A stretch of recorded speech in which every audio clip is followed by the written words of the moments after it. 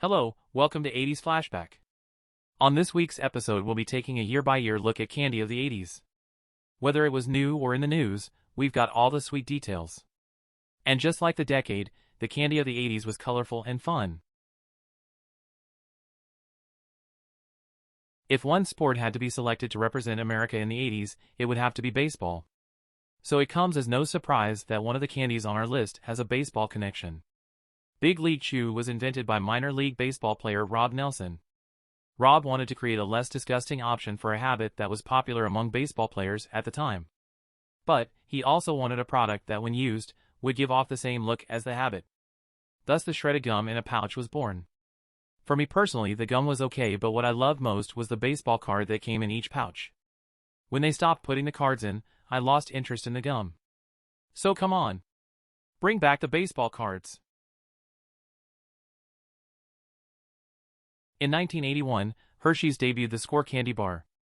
The milk chocolate bar with a toffee center was meant to be competition for the Heath bar that was manufactured by a rival candy company. Oddly enough, both chocolate bars are now produced by Hershey's.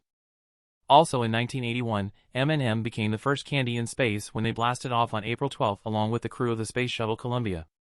While the candy has been around since the 1940s, this won't be the last time we talk about them on this list. Runts was the new candy in 1982.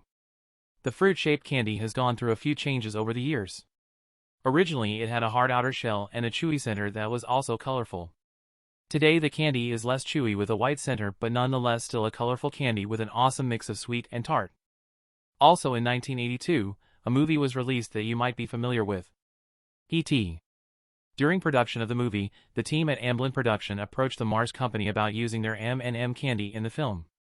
In all honesty, a candy made by Mars in a film about an alien sounds like the perfect match, but for whatever reason they decided against it. The filmmakers then went to the Reese's Company and asked to use Reese's Pieces and were told yes. This proved to be a good decision by the Reese's Company because within 2 weeks of the release of E.T., sales of Reese's Pieces had gone up by 65%. I often lay in bed at night and wonder what became of the people at the Mars Company who turned down the deal. Anyways, moving on. 1983 was another colorful year with the release of Nerds. The tiny chunks of brightly colored sweet and tart candy were an instant hit.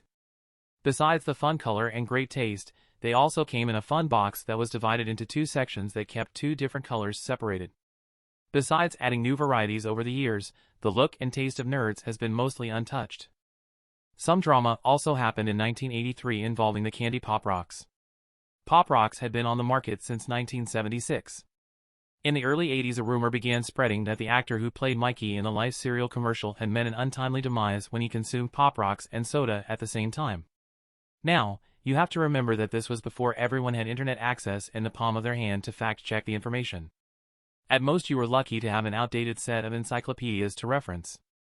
But by 1983, the rumor had spread so much that it was considered to be true by many, and all Pop Rocks were pulled from store shelves. Luckily, Kraft Foods brought the candy back in 1985 under the name Action Candy, and eventually its original name and packaging were restored. In 1984, a candy that has been around since World War I got a new look. Caramel creams or bull's eyes were put in a stick shape and, keeping with the bovine theme, given the name Cow Tails. Since then, additional flavors have been added, like strawberry and caramel apple. In 1985, another candy got a makeover. Originally known as Mars Men, the makers of the sweet and sour candy, in an attempt to reverse declining sales, decided to cash in on the current Cabbage Patch and Garbage Pail Kids craze by renaming their product Sour Patch Kids. The idea worked, and the candy remains one of the top-selling sour candies on the market. New on shelves in '85 were Airheads. While the chewy fruity candy is amazing, the name is also interesting. According to its inventor, Steve Bruner, he got the name by asking his kids what they would call a friend who had done something silly. His kids listed off several names, and Airhead was the one that caught his attention. Also, the candy is rumored to have a 2-year shelf life. How do you make a candy that is similar to others stand out? The packaging. And that is exactly what the makers of Push Pops did in 1986. Push Pop is technically a sucker that has been placed in a tube with a top. As you eat the candy, you can push up on the bottom of the tube to make the candy rise up. And because it has a top, you can save your candy for later without having to worry about it getting gross. Ingenious. Alright guys, I promised more M&Ms and here it is in 1987. But the story actually starts back in 1971 when a study by Soviet scientists suggested that red dye number 2 was a health risk. Over the next few years, concerns over the risks grew, and even though M&Ms didn't contain the red dye in question, panicked consumers were no longer purchasing the candy.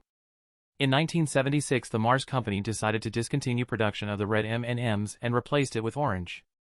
Fast forward a few years to 1982 when a University of Tennessee student by the name of Paul Hethman decided to start a club and petition to get red added back to the mix. Unexpectedly, what had started as a joke actually began to grow a following, and over a few years' time Paul had people from around the world wanting to join, and magazines, news and radio stations wanting interviews. Finally, in 1987, Paul received word that the Mars company, who originally had no intentions of bringing red back, was going to do so because of the attention generated by his club and petition. Red was finally going to be brought back.